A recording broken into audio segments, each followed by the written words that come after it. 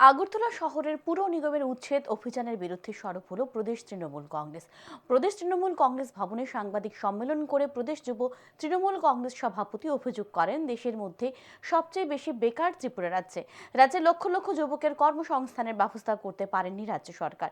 এই যুবকরা যখন ছোট ছোট ব্যবসা শুরু করেছে, তখন পুর নিগম তাদের জন্য কোনো ধরনের বিকল্প ব্যবস্থা না করে উচ্ছেদ অভিযানের নামে তাণ্ডব লীলা চালাচ্ছে।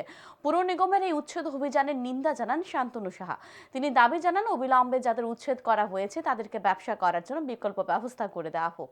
1 মাসের মধ্যে যেন তাদেরকে বিকল্প ব্যবস্থা করে দেওয়া হয়, আর এই 1 মাস যেন এই সকল ব্যবসায়ীরা চলতে পারে তার জন্য সাহায্য করুক পুর নিগম।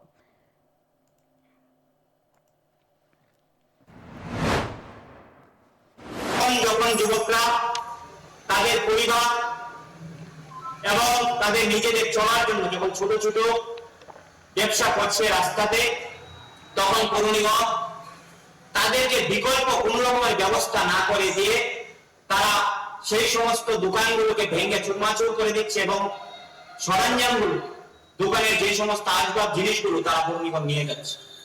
আমরা তৃণমূল কংগ্রেস এই ধরনের যে তাণ্ডব লীলা চলছে তার আমরা তীব্র ধিক্কার এবং নিন্দা জানাই।